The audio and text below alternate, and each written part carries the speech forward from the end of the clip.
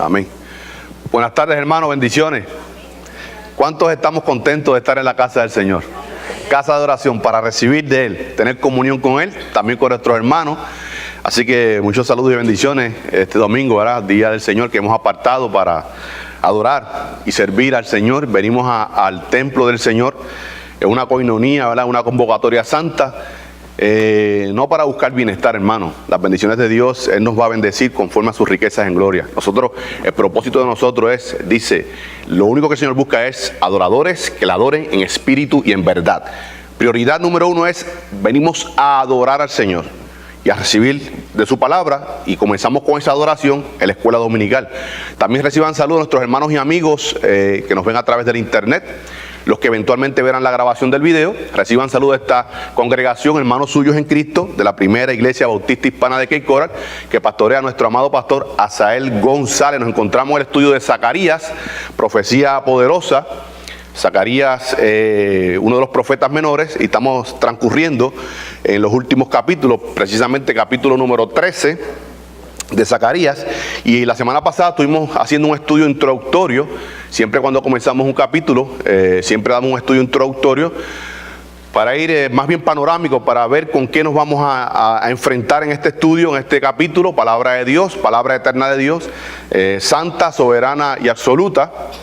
Y entonces estamos haciéndole llegar el material que siempre entregamos a comienzo de cada estudio, o más bien de cada capítulo, que es el bosquejo. Ahí usted tiene el bosquejo.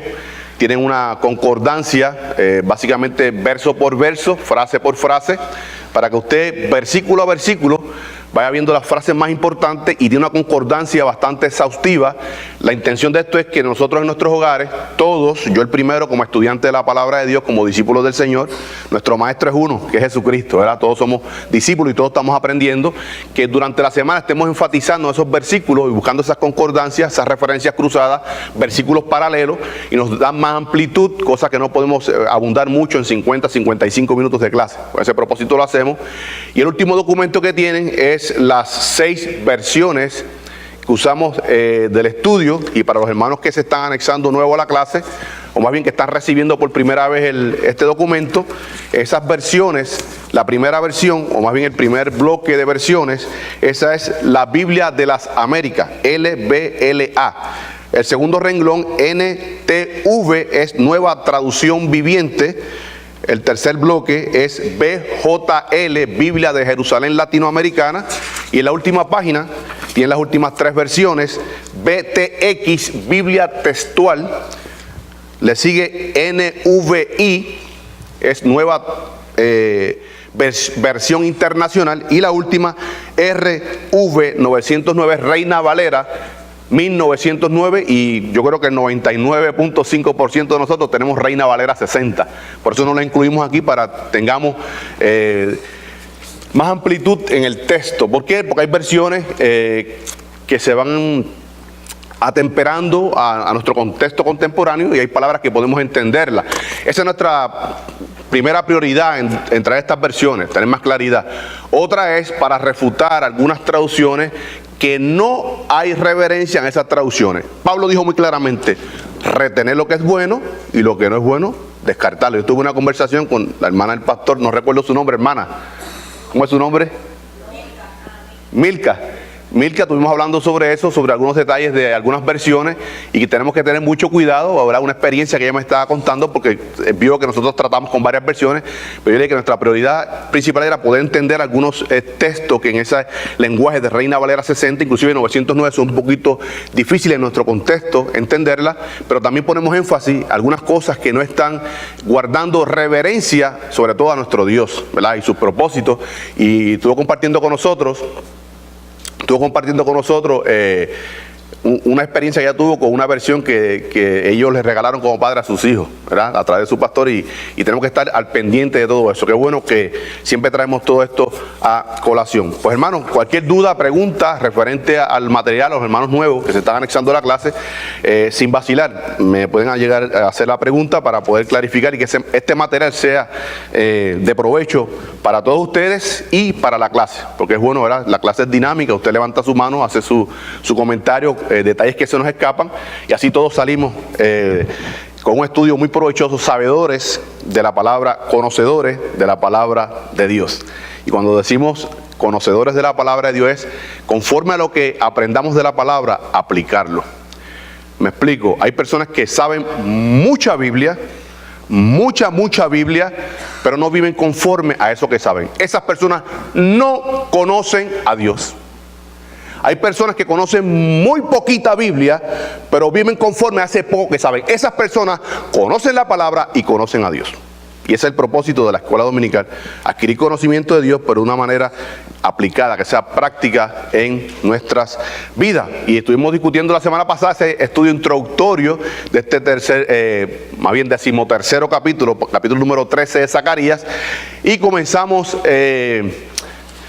hacer la exégesis de este versículo número 1. Recordamos que dimos un panorama de cómo íbamos a estar transcurriendo en el estudio bíblico, y llegamos a la conclusión que iba a ser más o menos como unas 6 clases, y lo dividimos esto en dos partes principales, que está dividido del 1 al 6, lo que es la purificación de Israel, y del 7 al 9, ¿verdad?, que es el clímax de este capítulo, del 7 al 9, pero vamos a estar transcurriendo hoy, más bien terminando el estudio de ese versículo número 1. Hablamos de que ese primer versículo era la base para poder entender los restantes 9. Pero aún así, en ese final, en el 9, íbamos a apartar un bosquejo, que no se lo hice llegar hoy. ¿Por qué, hermano? Porque queremos dejar eso para el final. Queremos que nos concentremos en este bosquejo general para transcurrir en el estudio. Ya el estudio final va a ser referente solamente a ese versículo número 9. Y hay un bosquejo en ese versículo número 9. Por tanto, ese primer versículo es base para poder entender todo el resto del capítulo. Y vamos a hacer esto porque ya el 14, el panorama es distinto. El panorama es distinto porque ya entra ese segundo acontecimiento. Y sobre esto quiero pedir disculpas a mis hermanos y perdón. Muchas cosas, a veces hacemos las cosas por ignorancia, pero cuando personas que conocen la palabra nos corrigen, tenemos que hacer los cambios necesarios y comunicarle a nuestros hermanos. En la clase anterior, capítulo 12, yo repartí un bosquejo de eventos escatológicos. Era un bosquejo grande que tenían sucesos que van a acontecer, y ahí hablamos que era una segunda venida en 2 fases o 2 etapas, y en eso estamos totalmente claros, y así está el documento. Pero un hermano nuestro, un teólogo respetado, ve los videos de la escuela dominical, y tenemos cierta amistad por correspondencia que nos hace llegar este hermano, y me comenta de que yo personalmente estoy cometiendo un error que debo rectificarlo en la clase, no en el documento que entregué. Dice, es correcto que es una sola segunda venida, así como la explicación que dimos que hay una sola primera resurrección en 3 fases. La segunda venida es más bien un solo acontecimiento, pero en 2 fases o 2 acontecimientos. Yo mencionaba en la clase que hay un evento que es el rapto y hay un evento que es la segunda venida, el trato personal. Eso es totalmente erróneo, así que si usted tiene esas anotaciones, vamos a corregir. Este teólogo me dice de que cuando decimos un evento es algo eventual, que puede ser que se dé, puede ser que no se dé. Solamente es seguro cuando está en tiempo pretérito. Aquel evento, ¿ves?, que ya pasó. El evento que fuimos la semana pasada ya se realizó, por tanto en pretérito pasado sí es correcto, pero en cuanto a futuro no hay seguridad, es eventual. Pero la palabra acontecimiento, si usted busca en el diccionario Box, dice algo que se va a llevar por hecho, por seguro. Por tanto, el rapto de la iglesia no es un evento, es un acontecimiento que se va a llevar a cabo. Esa segunda fase, que es la palabra también correcta, es un acontecimiento que se va a dar porque es promesa de Dios, es Dios que están transmitiendo. Por tanto, no es un evento. No es algo inseguro que posiblemente pase o no. No, porque estamos cayendo en lo que es el liberalismo, el cristianismo liberalismo. Así que yo quiero excusarme con los hermanos. Siempre buscamos en los estudios bíblicos ser lo más preciso posible. Y queremos, ¿verdad?, usar un vocabulario correcto. Por tanto, hay herejías que cometemos herejías. Yo cometo muchas herejías, pero a veces por ignorancia, por desconocimiento. El problema es cuando cometemos una herejía conociendo la verdad. Así que pido disculpas por eso. Pero hoy vamos a estar transcurriendo en este versículo número 1 más bien refrescando lo que discutimos la semana pasada y terminando esta breve exégesis. Y estuvimos leyendo ahí en ese primer versículo. ¿Quién puede dar lectura? ¿Me puede ayudar un poco con la lectura? Aquí en pantalla, no sé si se está viendo hoy claramente. Zacarías 13, capítulo 13, versículo 1.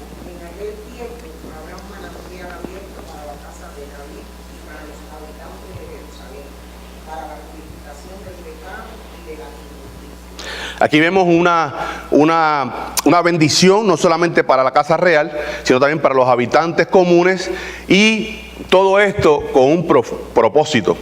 Y por eso siempre abordamos en el estudio, sacamos un apartado para lo que es vocabulario del texto original. Y vamos a poder entender en nuestro contexto, cuando dice purificación, ¿a qué se está refiriendo eso de purificación? Nosotros, algo que es purificado, es que es limpiado, no sé cómo qué expresión podríamos usar, si me pueden ayudar en eso. Algo que es purificado, como el agua cuando la purificamos por los filtros, sacándole toda la suciedad, el mal olor. Sí, hermana Lucía. Muy preciso ese comentario. Pero vamos a ver que cuando entramos en el idioma original,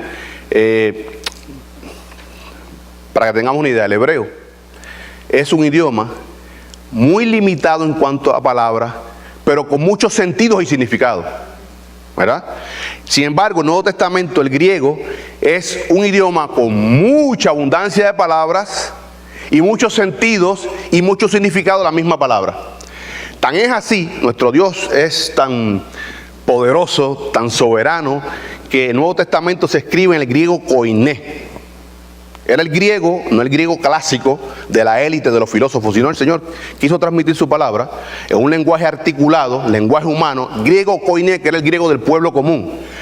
¿Por qué el Señor hace esto? Sobre todo en las cartas paulinas, estas 13, hermano Jesús, 13 cartas más una. Pastor, 13 más una, para nosotros, ¿verdad? Nosotros compartimos con la iglesia que Pablo escribió 13 epístolas, pero para nosotros, hebreo fue escrito también por Pablo. O sea que yo siempre uso la expresión 13 más una para no crear controversia. Sobre todo Pablo, escuchen, en el griego koiné, cuando él iba a escribir, siendo inspirado por el Santo Espíritu de Dios, cuando había ausencia de una palabra, en el griego koiné, permitía inventarse la palabra. O sea, tomaba una palabra que existía, le ponía una preposición, sobre todo el griego trata con muchas preposiciones, e inventaba una palabra.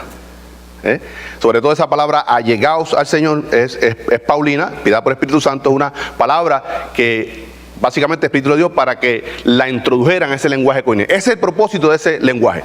Por tanto, cuando estudiamos estos idiomas originales, nos da más amplitud de lo que se está refiriendo. Eso es purificación, nosotros entendemos como que sí, va a ser purificado, va a ser lo que se llama una catarsis en nuestra alma, catarsis, ¿verdad? En los ríos, nuestras islitas, que son básicamente ríos por todos lados. Cuando hay una creciente de agua, esa creciente de agua va barriendo todas esas piedras y va llevándose toda la costra de las piedras al limbo. Eso es catarsis. Y por tanto, esa catarsis en nuestras vidas es hecha a través de la sangre de Jesucristo. Hermana Milka, a través de la sangre de Jesucristo solamente podemos ser limpiados. ¿Verdad que sí? Entonces, esa catarsis de este pueblo, vamos a estar viendo en qué consta esa purificación. ¿Qué es pecado en este versículo y lo que es inmundicia? Son pecados, inmundicia también es pecado, pero vamos a estar viendo en ese lenguaje original. Siempre vamos a las versiones y usamos aquí como una versión que nos da más amplitud, un poquito más clara en nuestro contexto, en el idioma nuestro, ¿verdad? En el castellano contemporáneo. Dice, hay Nueva Traducción Viviente, aquí en rojo. Dice, en aquel día brotará un manantial para la dinastía y para el pueblo de Jerusalén, una fuente que los limpiará, purificación, de todos sus pecados e impurezas. Algo que en el texto hebreo, recordemos cuando nosotros para la clase estamos preparándolo, buscamos lo que es el aparato crítico al hebreo y buscamos en esa traducción más precisa, porque la otra versión que vamos a estar usando, Nueva Biblia de las Américas, dice al final, para lavar el pecado y la impureza. Y cuando usted va a Isaías 53, para que podamos entender, ¿verdad? Dice que Él murió por el pecado del mundo. Pecado singular. El pecado del cual yo no tengo culpa de haberlo heredado, ¿verdad? Un niño recién nacido nace y ya trae ese pecado con él. Inclusive ya desde el vientre de su madre, sin hacer ni mal ni bien, ya es un pecador. Ya es un pecador. Ahora, dice en el hebreo, por sus pecados. Ya ese niño, en el contexto hebreo, cuando llega a los 12 años de edad, tiene conocimiento entre el bien y el mal. ¿Ve? Entonces él comienza a cometer sus pecados en plural. En la cruz del Calvario, Cristo murió por el pecado del mundo. Entonces me está haciendo a mí potencialmente salvable a través de ese sacrificio que él hizo en la cruz del Calvario. Ahora, cuando venimos quebrantados, humillados, en arrepentimiento genuino, entonces la sangre de Cristo nos lava, hace catarsis, y son borrados no solamente el pecado original, el cual yo no tenía culpa, que heredé a través de Adán, sino por los que yo he cometido, soy lavado. ¿Ve? Por eso estuvimos discutiendo con un hermano, decía, hermano Cintrón, ¿y los niños son salvos? Yo le digo a él, no. El reino de los cielos es de los niños. Dejad que los niños vengan a mí, porque de los tales es el reino de los cielos.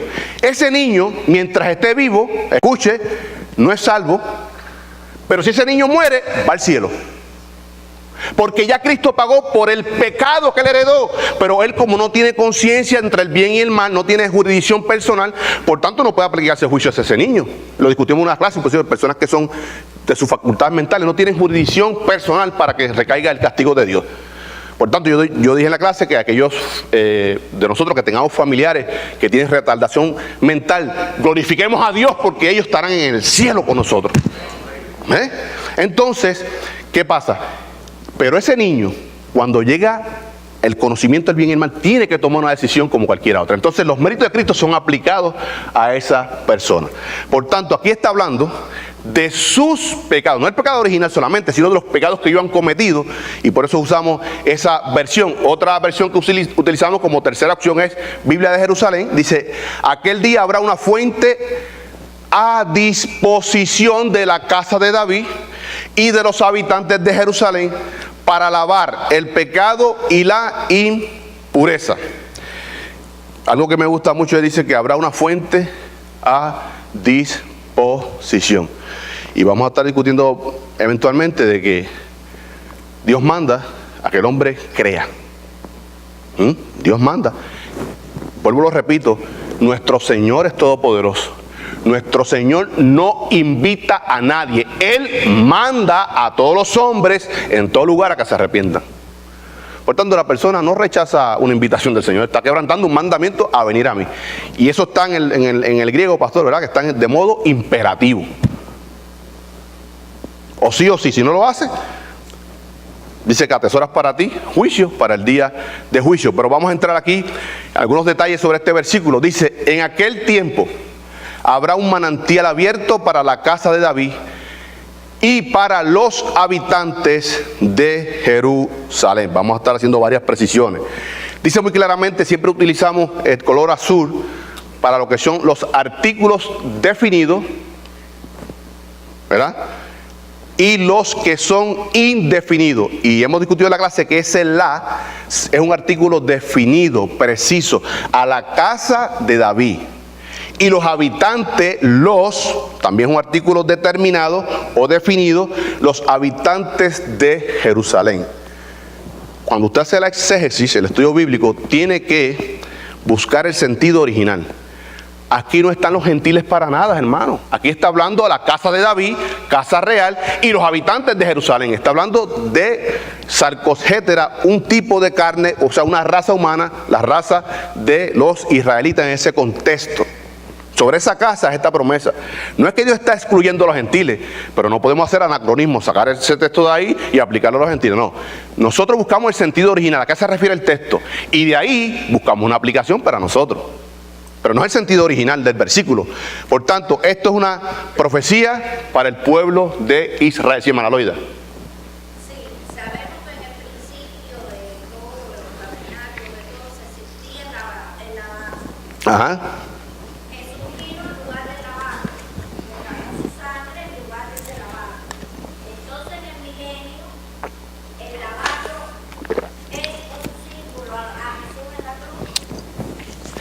Vamos a, hermana, qué bueno traer esa pregunta porque hubo una pequeña controversia, pastor, recuerda. Vamos a ser precisos con eso. ¿Cuál es el propósito? ¿Cuál es el propósito de que haya templo en el milenio y que volviesen estos sacrificios? Son representativos del sacrificio de la cruz del Calvario. Vamos a explicarlo. En el Antiguo Testamento se hacía un sacrificio de un cordero que llevaba pero no quitaba el pecado. Ese sacrificio de ese cordero era representativo mirando hacia el frente de la cruz del Calvario. En ese tiempo va a ser esos sacrificios mirando hacia el evento que ya se efectuó, que fue la cruz del Calvario. No sé si podemos entender eso. Porque un solo sacrificio, Cristo murió una sola vez.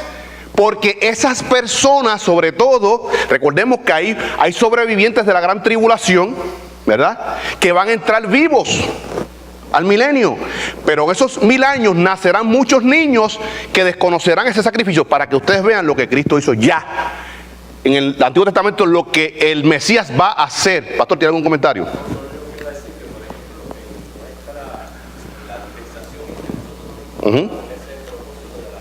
Exacto. Un recordatorio, un memorial. Y no es una transustantación, que realmente el pan es Cristo, no, es representativo. ¿Ve? Es para que recordemos, y él dice, y hagan esto en memoria de mí, hasta que yo venga. Y en ese tiempo va a haber eso. Y por eso va a haber templo, para que ellos puedan ver eso. Hoy día, hermano, no hay ningún camino.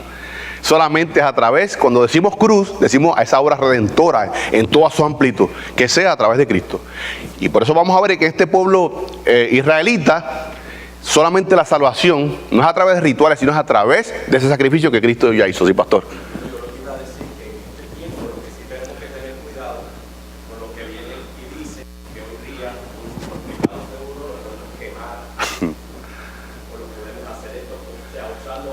Otros medios, que no sea la sangre de Cristo. Exacto. Nosotros, algo que a mí me molesta mucho en mi vida cristiana, de que yo estoy consciente de que soy un hijo de Dios. O sea, hermano, yo hablo en primera persona, pero cada uno de nosotros estamos conscientes que somos hijos de Dios.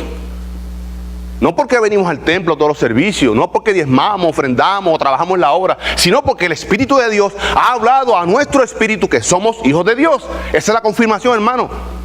Pero aún así, yo sabiendo que el Espíritu Santo mora en mí, hay pecado en mi vida. Es un culto, una alabanza que no es perfecta, no es santa absoluta. ¿Ve? Pero en esa redención final, cuando Él venga, seremos transformados y seremos, hermano, será una alabanza pura. Y es algo que debe molestarnos a nosotros, que lo que estamos haciendo en el poder del Santo Espíritu, por estar nuestra humanidad, nuestra lucha. Usted lea Romanos 7, la lucha que tiene el apóstol Pablo. Lo que yo sé que es bueno, que agrada al Señor, no lo hago lo que es malo. El apóstol Pablo, hermano. Así que no nos sintamos mal, no licencia para pecar. Cuando resbalamos, caemos. Abogado tenemos para con Dios Padre, Jesucristo el justo. Vamos quebrantados en un arrepentimiento sincero y no volviendo a caer en el mismo pecado, en la misma cosa.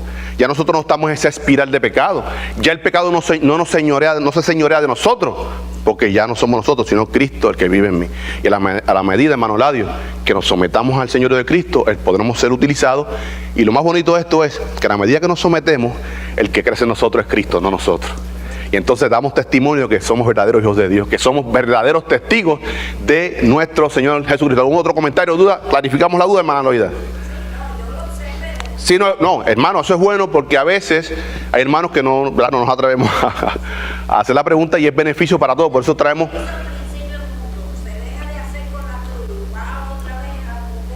Sí, porque tuvimos una pregunta de que cuál era la necesidad, si ya Cristo hizo un sacrificio.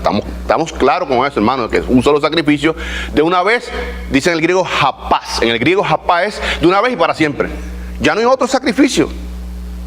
Con ese sacrificio perfecto de ese cordero inmolado. Ahora, dice la expresión, en aquel tiempo.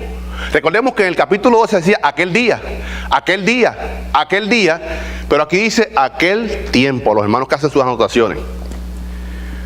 Siempre que en la Biblia, Antiguo Testamento, en el hebreo, se mencione la palabra día, escuche, y no es precedida por un número, se refiere a un largo periodo de tiempo. ¿Ve? O dice, aquel día, como no dice en 3 días, eso lo vemos en Daniel, capítulo 9 y capítulo 10. Él dice, aquel día, un largo periodo de tiempo, pero dice, estuve 3 semanas, está hablando de 21 días. Cuando no está precedida en el hebreo por un numerador, un número, si dice 3 días, pues son 3 días hebreos, que comenzaban a las 6 de la tarde y terminaban a las 6 de la mañana. ¿Eh? Pero para nosotros en el exégesis bíblica, cuando dice aquel día, es la misma expresión, es sinónima con esa expresión de aquel tiempo, porque son un conjunto de muchos días. Y en este sentido, esa gran tribulación son al menos 7 años. El día de Jehová. ¿Ve? Hermano, porque que Dios es atemporal. El tiempo no le afecta al Señor. El tiempo no le afecta al Señor, nos afecta a nosotros. Pero qué bueno que ese Dios que es eterno sale de eso es lo más grande, hermano. Sale de su eternidad y se introduce en el tiempo y espacio del hombre. Yo no puedo entender eso. Yo no puedo entender esa kenosis, pastor. Para mí me lleva de rodillas a clamar y dar gracias al Señor por ese sacrificio tan grande, que Él salió de su eternidad y se introdujo en lo que conocemos como el Jesucristo histórico.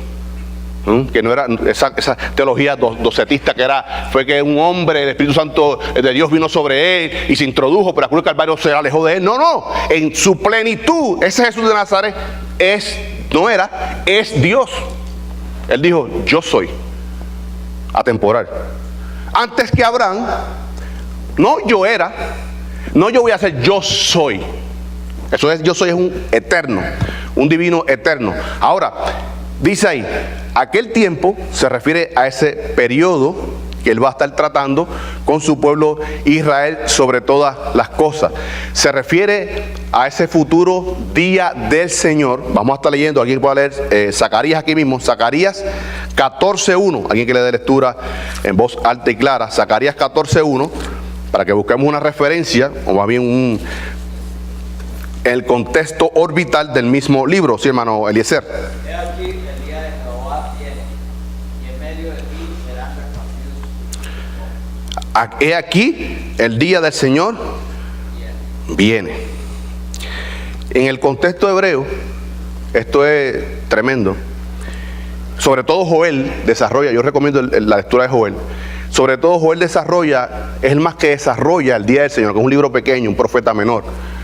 Porque hay 3 aspectos del día del Señor en Joel. Número 1, primer aspecto, un aspecto histórico.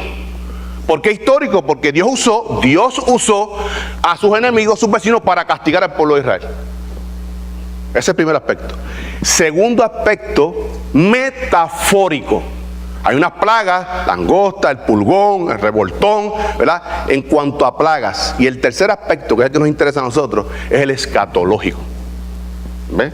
O sea, Joel cubre esos 3 aspectos del día de Jehová o el día del Señor. Y eso que se refiere Zacarías a ese aspecto, Zacarías 14, escatológico, el día del Señor, como ese acontecimiento que se llevará a cabo, donde Él trate un trato personal con la humanidad. Ahora dice ahí, manantial, dice que habrá un manantial abierto. Esto es la imagen de la provisión divina de Dios. Ese manantial abierto es la provisión divina de Dios. ¿Cuál es la provisión divina de Dios hoy día? Que estamos comisionados usted y yo a llevarla a cabo, el Evangelio eterno de Dios. Ese es el manantial. Hermano, no hay salvación, hermano Eladio. Yo digo, ¿verdad? Porque estamos discutiendo esto en un programa radial. Estamos discutiendo que no hay salvación que no sea a través de la proclamación del Evangelio completo de Dios. Hay gente que han respondido a un evangelio que no es para salvación, porque se predica salvación, liberación de la condenación, eso es cierto. Se predica de bendición que Él ha prometido, eso es cierto. Pero no se predica que la persona tiene que haber arrepentimiento. Por tanto, es una salvación, una fe intelectual, no una fe salvífica. Y nos corresponde a nosotros, no solamente a los ministros, a cada hijo de Dios, a la medida que el Espíritu Santo le dé capacidad a usted llevar este evangelio completito. Predicamos un evangelio, pero no decimos hacia dónde van caminando esas personas. Lo que muchas personas nos gusta traer un mensaje de confrontación. Cristo confrontó sobre todo a sus mismos hermanos judíos. Él vino a separar, en el sentido de que los que son, los que no son, no son. ¿Verdad? Por tanto, ese manantial abierto para este pueblo, en esa dispensación, en esa administración, en esa economía, es solamente a través de Jesucristo. La fuente de la provisión divina es Jesucristo, que los va a limpiar de sus pecados, de sus prevaricaciones. Recordemos cuando estudiamos a Daniel, las prevaricaciones, las inmundicias. Hoy día, que no se predica tanto en las iglesias, es la cruz de Cristo. Vemos mensajes de exhortación para prosperar. Ven a Jesús, tendrás éxito. Estás enfermo, ven a Jesús, serás librado de todas tus enfermedades. Hermano, Él nos va a bendecir conforme a sus riquezas en gloria. Yo creo en todas esas cosas. Yo creo que Dios quiere bendecir a sus hijos. Yo creo que Dios quiere sanar a sus hijos. Yo creo que Dios quiere que sus hijos estén bien. Pero Él nos va a dar conforme, no como yo le pida, conforme a sus riquezas en gloria, porque Él es soberano. Él es el creador y yo soy criatura de Él. Siendo hijo del sí, hermano Jesús.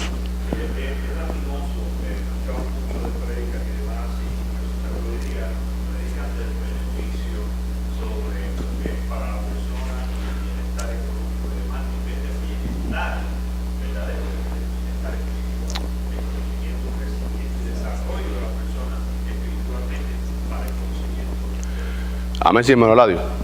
También tenemos que tener en cuenta que dice la palabra: ¿en qué ganaría el hombre si gana todas las riquezas del mundo y pierde su alma? O sea, si solamente se predica la prosperidad y prosperidad, ¿qué quiere decir al hombre toda esa prosperidad si pierde su alma? Amén. Yo comparto con mi hermano Julio Aguilera de que nosotros venimos aquí no a buscar bienestar. Yo no vengo aquí al templo, o mi vida de ese culto 24/7 no es buscando bienestar, es buscando agradar a mi Dios, buscando adorarle como Él demanda. Y entonces, a la medida que obedezcamos, nos va a bendecir. Porque si hay un hombre, hermano, un hombre que fue usado poderosamente, fue nuestro hermano Pablo. Pablo dice: sé estar en abundancia, sé estar en necesidad, sé lo que es una golpiza a punto de morir, sé lo que es eso, pero estoy en la mano del Señor. Y sepas, oh rey Agripa, que no soy rebelde, no fui ni soy rebelde al llamado celestial. Porque dice la palabra, por eso dice en Romanos 8, 26 al 30, que todo lo que nos pasa a nosotros, escuche, no a todo el mundo, a los que amamos al Señor, todas las cosas obran para bien. Aquí levantó la mano. Sí, hermana Emma. ¿No?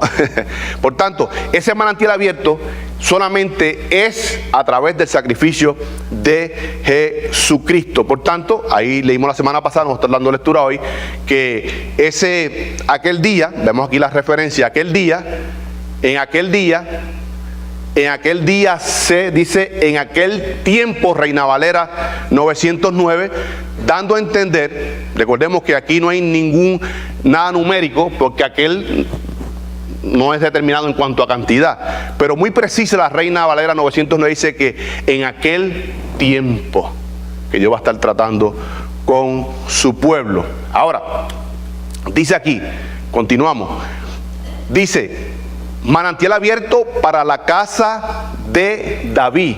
Está hablando para el linaje real, pero dice también para los habitantes de Jerusalén. O sea, no solamente para el linaje real, oficio, era esa línea que Dios la escogió con ese oficio. Y por eso siempre decimos en la clase que hay 3 tipos de elección. O sea, estas personas, porque fueron escogidas por Dios como línea real, no garantiza la salvación, tienen que arrepentirse. Eso es lo que está enfatizando aquí Zacarías. No importa que seas de la línea de real, porque este hombre que murió ayer es de la línea de David. Yo estoy haciendo un estudio de este hombre, este primer ministro, Sharon, es del linaje de David, es el primer ministro. Y fue un hombre que participó en esa guerra del 67. ¿Ve? Este hombre, aunque si no se arrepintió en vida, no necesariamente porque era del linaje de David, fue salvo. Y dice más, y el resto del pueblo. ¿Ves? Dando ese énfasis de que todos tienen que proceder al arrepentimiento. Ahora, dice ahí estas versiones: para los habitantes, para el pueblo de Jerusalén, los habitantes de Jerusalén. Dice, para los moradores, Reina Valera 909, de Jerusalén. O sea, todo el mundo tiene que venir arrepentido. Esperando al Señor solamente alcanzarán salvación. Recordemos que ya Él viene no para tratar con el pecado. Él viene para bendecir a los que le esperen y justa retribución a aquellos que no quisieron creer, que pisotean la sangre de Cristo, para dar su justa retribución. Ahora, esta promesa, recordemos, no es porque el pueblo quiere volverse a Dios. Pablo dice, nadie busca a Dios. Dios tiene que buscar al hombre, tratar con el hombre. Y hay una promesa que se hizo anteriormente, Zacarías 12:10, dice, como único, y derramaré sobre la casa de David y sobre los moradores de Jerusalén espíritu de gracia y de oración. Y mirarán a mí, a quien traspasaron, y llorarán como se llora por hijo unigénito, afligiéndose por él, como quien se aflige por el primogénito. Hermano, aquí está hablando que si no es porque Dios derrama su espíritu sobre estas personas, no se arrepienten. Usted y yo no nos arrepentimos porque teníamos la fuerza, teníamos la moral para buscar a Dios. No, fue que el Espíritu Santo nos redarguyó, nos hizo sentir que somos pecadores, nos hizo sentir que eso trae juicio y que eso habla de la justicia de Dios. O sea, yo me sometí al Señor, deposité mi fe, que tampoco es mía, o sea, de ninguno de nosotros. Hebreos 12, 1 y 2. Jesucristo, el autor, o sea, el que genera la fe y consumador, donde tiene que ser depositada. Por tanto, no hay ninguna gloria en eso del hombre. Dice ahí que Él derramará ese espíritu de oración y de súplica. Y esto no es todo el mundo, esto es los que le esperen. En ese tiempo llorarán, ¿verdad? Como aquel que pierde un hijo único. Hermano, y yo me veo en este versículo. ¿Cuál es usted piensa que es su reacción cuando usted ve a su Cristo cara a cara? Dice la palabra que veremos sus marcas. Hermano, esto es tremendo. Y este pueblo, cuando ve a su Señor, no todo el pueblo de Israel, los que le esperen, verán sus marcas. Y habrá un llanto de arrepentimiento, de agradecimiento. Hermano, yo digo que caeremos todos de rodillas delante del Señor dándole gracias. Hermano, un testimonio eterno. Esas marcas son más bien perpetuas en Él, en Jesucristo, para que eternamente tengamos conciencia de ese sacrificio que Él ha hecho por nosotros. Ahora, dice también ahí, hermanos, Jeremías 31-34, aquí vamos a buscar varias precisiones, una promesa para este pueblo. Dice, he aquí que vienen días, dice Jehová, en los cuales haré nuevo pacto con la casa de Israel y con la casa de Judá, tanto reino del norte como reino del sur. No como el pacto que hice con sus padres en el día que tomé su mano para sacarlos de la tierra de Egipto. Explicación, porque ellos invalidaron mi pacto. Dios es fiel, Dios lo que promete lo cumple. Rompemos el pacto nosotros, o sea, no somos recipientes de la bendición de Dios. ¿Por qué? Por la desobediencia. Pero Él va a cumplir su propósito. Él va a cumplir sus propósitos. Dice ahí, escuche, pero este es el pacto que haré con la casa de Israel después de aquellos días. ¿Qué días? ¿De qué días? La tribulación. Después de aquellos días, dice Jehová, diré mi ley en su mente y escribiré en su corazón, y yo seré a ellos por Dios y ellos me serán por pueblo. Escuche, en su mente y en su corazón. No el corazón músculo, no el corazón órgano, sino el ser, nuestro centro de vida. Si Dios no hace eso, hermano, no se salva nadie. Nadie se salva. Dice 34, Y no enseñará más ninguno a su prójimo, ni ninguno a su hermano, diciendo, conoce a Jehová, porque todos me conocerán, desde el más pequeño de ellos hasta el más grande, dice Jehová, porque perdonaré la maldad de ellos y no me acordaré de su pecado. Obra de Dios. Otro versículo, y vamos a hacer una precisión en este, Ezequiel 36, 25, 33. Escuche. Esparciré sobre vosotros agua limpia, y seréis limpiados de todas vuestras inmundicias, y de todos vuestros ídolos os limpiaré. Os daré corazón nuevo, y pondré espíritu nuevo dentro de vosotros, y quitaré de vuestra carne el corazón de piedra, el corazón que no es sensible a Dios, y os daré un corazón de carne. Básicamente el Señor está diciendo un corazón sensible a mi espíritu. Y pondré dentro de vosotros mi espíritu, y haré que andéis en mis estatutos y guardéis mis preceptos y los pongáis por obra. Hermano, ahí está hablando, 27, está hablando de la soberanía de Dios. No solamente que los llamaré, no solamente que los limpiaré, sino que les arrancaré el corazón de piedra y le implantaré un corazón nuevo. Hermano, la regeneración no es una reconstrucción, es botar lo viejo. He aquí todas las cosas son hechas nuevas en Jesucristo. Dios no repara corazones. Dios arranca nuestro corazón rebelde, distante de Dios, lo saca e implanta un corazón sensible. Por eso que somos nuevas criaturas, un nuevo nacimiento. Y Nicodemo no podía entender cómo voy a entrar yo otra vez al vientre de mi madre. Eso es nuevo nacimiento, ese es el concepto. Dice, y haré, escuche, y haré que andéis en mis estatutos y guardéis mis preceptos y los pongáis por obra. Obra de Dios, obra de Dios. Dice, multiplicará así mismo el fruto de los árboles. ¿Qué está hablando aquí? Está hablando primero regeneración, y ahora habla de bendición. ¿Ve? La prioridad de nosotros es venir al templo, adorar a Dios por esta salvación tan grande. Me dé o no me dé, voy a adorar a mi Señor. Tener, hermano, el testimonio, la firmeza de nuestros tres hermanos, tres amigos de Daniel. Sepas, oh rey, que no te vamos a adorar, vamos para el horno. Nuestro Jehová Dios poderoso nos podrá librar, pero aún así no nos libre, vamos para allá. Ese es el testimonio de un cristiano.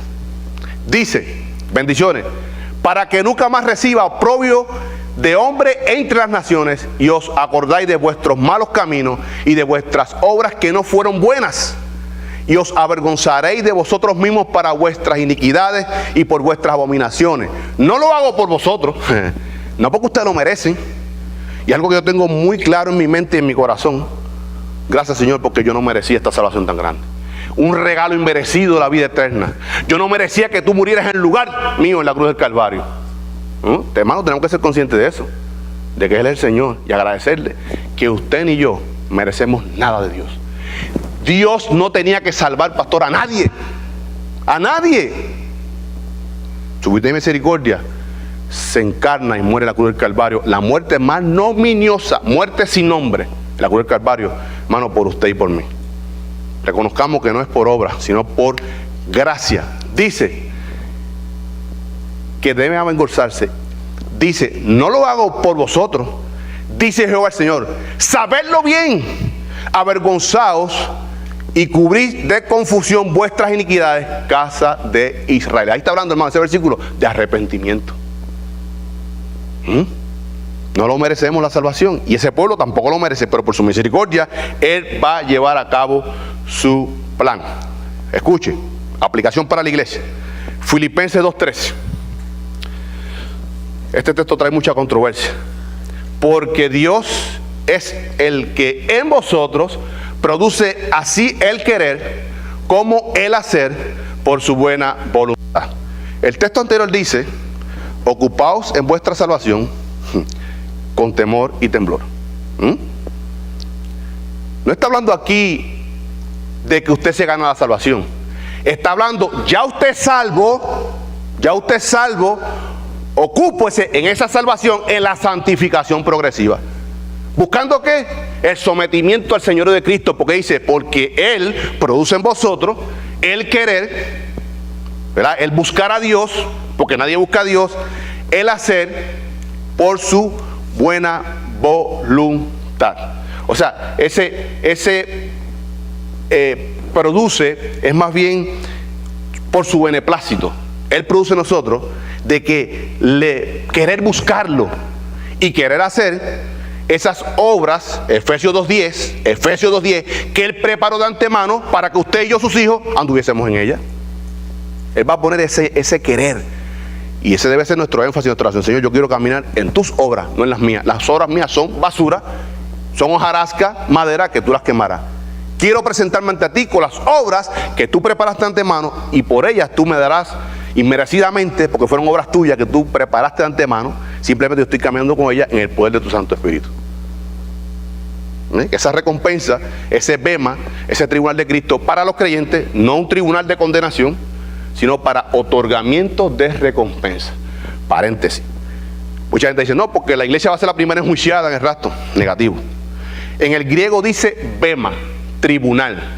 Y ese tribunal no era un tribunal jurídico, era el tribunal de las Olimpiadas, donde la persona que era el que presidía las Olimpiadas estaba en ese montículo, en ese bema, en ese asiento que estaba en un lugar más alto, y había otros funcionarios. Él entregaba las recompensas a los atletas. Todos eran atletas, todos estaban dentro del campo, pero algunos se le otorgaba esos premios. Eso se refiere al tribunal de Cristo. No es un tribunal para condenación. Ya usted es salvo, usted está allí salvo en la presencia del Señor. Y algo muy interesante que hemos discutido en la clase, que es Romanos 11:27.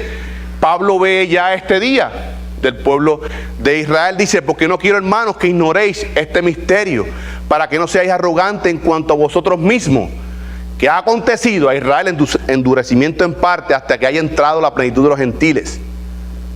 ¿Quién es la plenitud de los gentiles? Nosotros, la iglesia. Está hablando de una iglesia gentil. No se enorgullezcan porque están echados aparte un endurecimiento de corazón al pueblo de Israel por el rechazo a Jesucristo. Dios va a seguir tratando con ellos y va a cumplir sus promesas para con su pueblo. Dice, y luego todo Israel será salvo. Pablo está hablando después del rapto de la iglesia, cuando llegó la plenitud de los gentiles, hizo esa purga de su pueblo, a Israel y las naciones en el tiempo de la tribulación. Él llevará a cabo, ¿verdad?, con lo que le esperen, con los que Él ha llamado, el propósito de Él.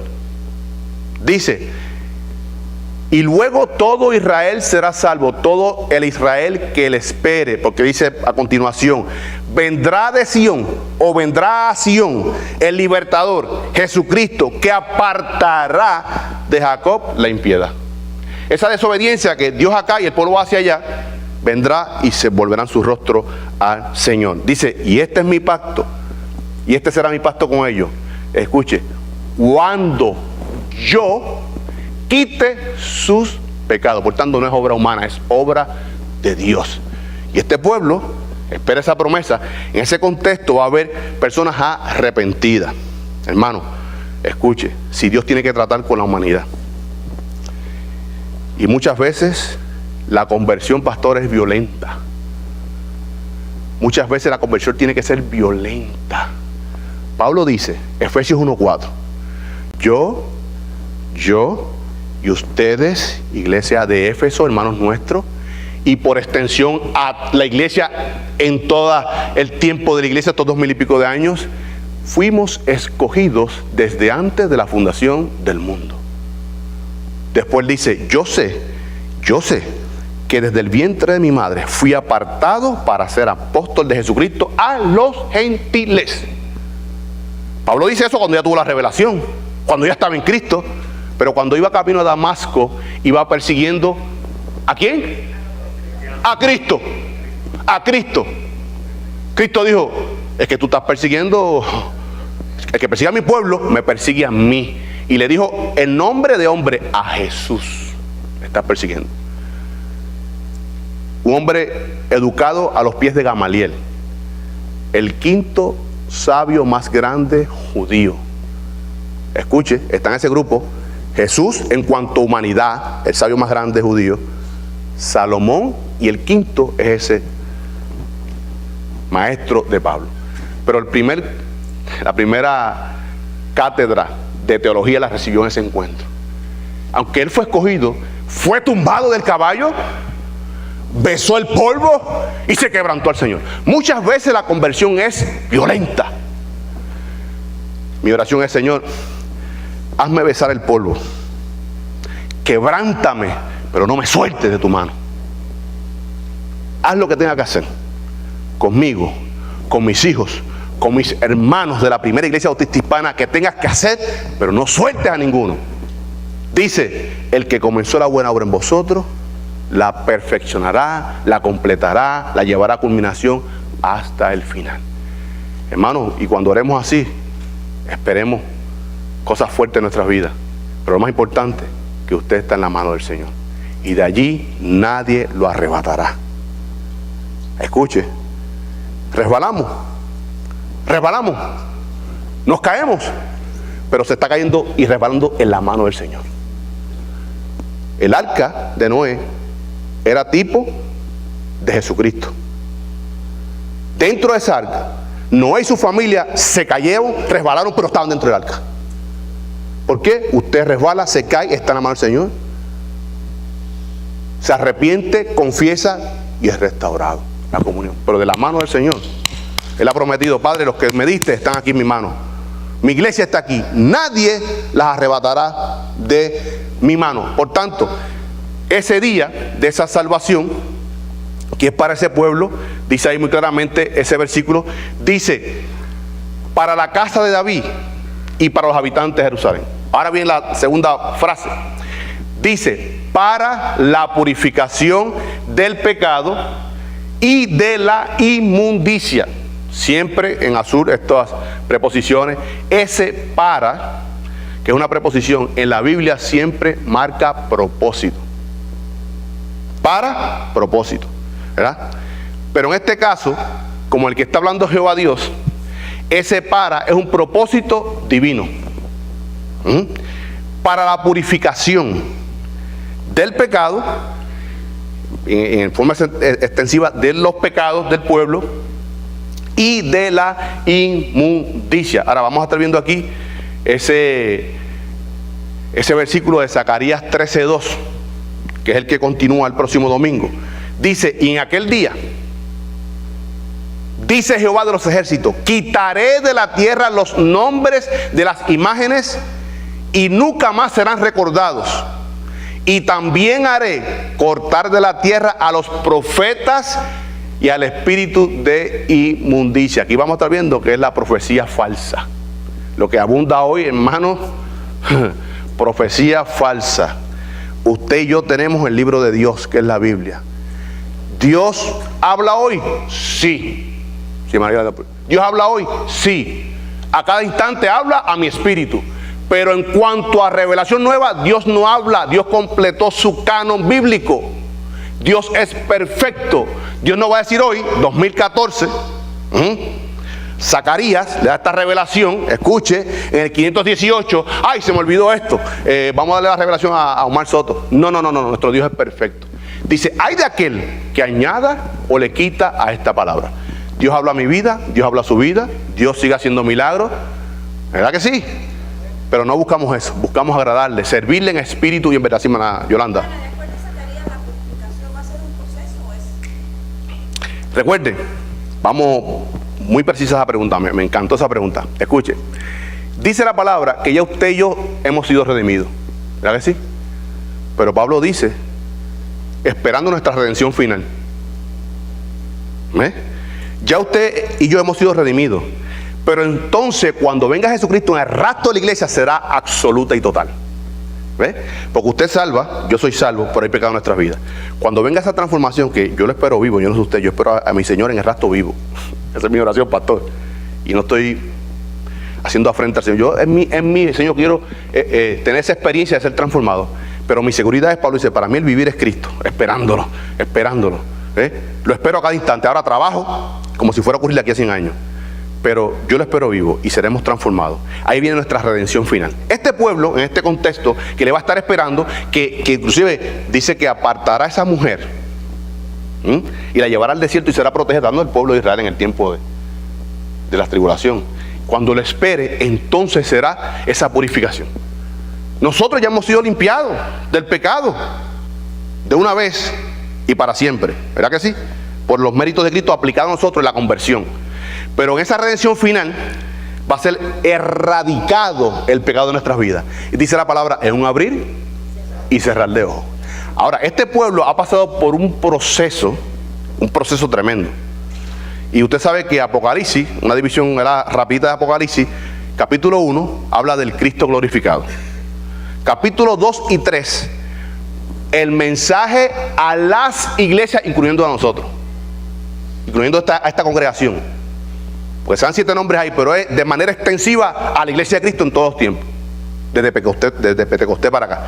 Del capítulo 4 al 22 habla de un sentido escatológico, pero hay unos juicios, ¿verdad? De los sellos, las trompetas.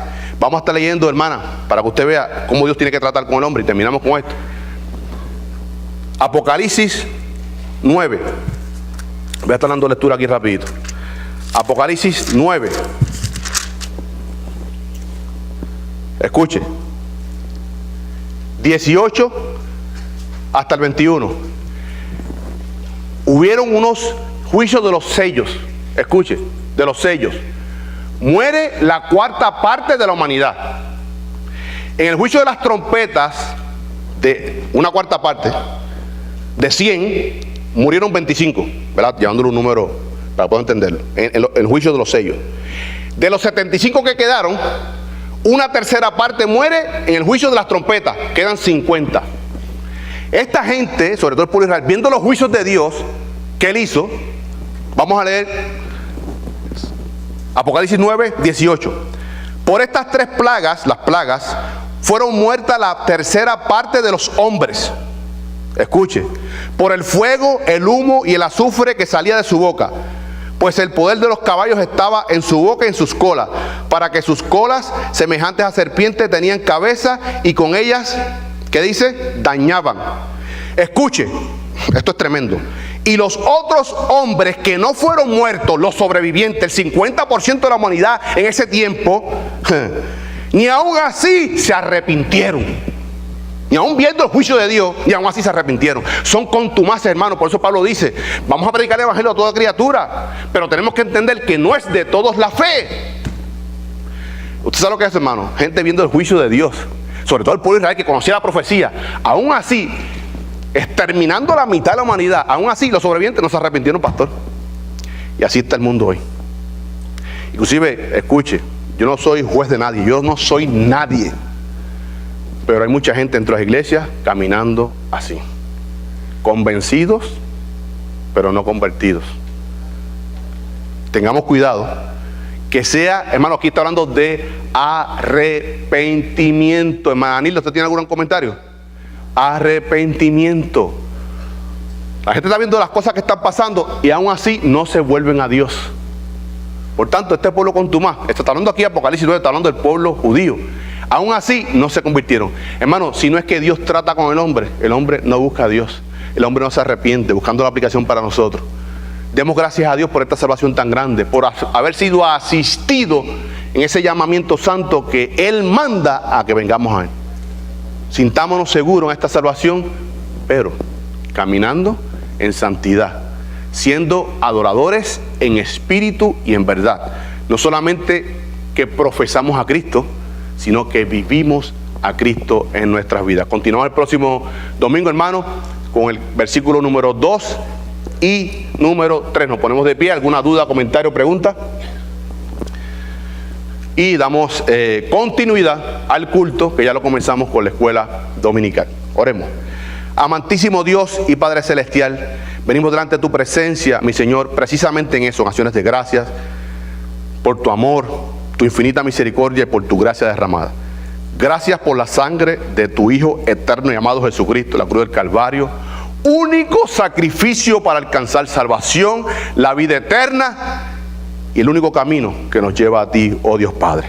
Gracias por ese sacrificio y ayúdanos a vivir agradecidos, en gratitud, en alabanza, que es respuesta de un alma que ha sido bendecida tan grande por ese Salvador nuestro, Jesucristo. Padre, porque la alabanza y la adoración no es una acción, es una actitud, es una respuesta de los hijos tuyos, mi Señor. Haznos rendir a ti culto y alabanza grato a ti, Señor. Gracias por el estudio de Zacarías. Gracias porque tú has hablado a tu pueblo en esa audiencia original 518 antes de tu llegada, oh Cristo. Pero tu palabra es eterna y nos sigue edificando, hablándonos a nosotros, Padre Santo, buscando una aplicación para tus hijos en todo tiempo. Tu pueblo de Israel, Padre, oramos por él. No solamente por los que han creído en ti, sino por aquellos que están errantes en la diáspora, huyendo de ti, oh Señor. Tú sigues tratando con ellos y nos corresponde a nosotros a no enorgullecernos porque somos parte de tu iglesia, sino orar por el pueblo que tú estás tratando con él, Padre Santo y Padre de la Gloria. Sigue tratando con tu pueblo, protégelo, mi Señor. Gracias, Padre Santo. Y te pedimos, Padre Santo, haz como tú quieras con nosotros, porque te reconocemos como nuestro Señor. Aunque nos tumbes, aunque besemos el polvo, oh Señor, tú tratas con nosotros, porque tú nos amas, mi Señor, y tú has comenzado la buena obra en nosotros y la perfeccionarás. Esa es la seguridad, en eso nos amparamos nosotros, mi Señor. Haznos estar pendiente a tu palabra, escudriñarla, Padre Santo, no solamente a adquirir conocimiento, sino a ponerla por obra, que solamente es por el poder de tu Santo Espíritu. Haznos vivir en ese poder, mi Señor, sometiéndonos a ti, oh Señor, y buscando la plenitud del Espíritu, que nos asiste, no solamente en esta santificación progresiva, sino en cómo tú debes ser adorado. El Espíritu Santo ha venido para asistirnos a adorarte a ti y a testificarte a ti, oh Cristo amado, como el único camino, el único mediador entre Dios y los hombres. Prepara nuestros corazones, nuestro espíritu, haznos tener un espíritu correcto para el mensaje que tú traes a través de tu vocero, tu atalaya, tu mensajero, nuestro hermano pastor Azael González. Como siempre te pedimos, Señor, no un mensaje que nos conforme, no un mensaje que nos anime, un mensaje que sea una lanza que atraviese nuestra alma, oh Señor. Túmbanos, haznos besar el polvo, mi Señor, y quebrantarnos ante tu presencia. Solamente así, oh mi Señor, te agradamos y somos aceptos a ti. Haznos vivir en esa convicción, en esa integridad, en esa santidad. Te damos gracias, Padre, por los hermanos aquí reunidos, que hemos apartado este día, primer día de la semana, día tuyo, que lo dedicamos a ti, a adorar al único Dios vivo y verdadero. Bendice a los hermanos que alrededor del mundo, esa iglesia invisible, universal, por la que tú vienes pronto, se han reunido como nosotros a alabarte y adorarte. Gracias, Señor. Y pedimos todas estas cosas creyendo en el poderoso nombre de tu Hijo, quien es eterno y amado, quien es nombre sobre todo nombre, Jesucristo nuestro Señor. Amén y amén. Gracias.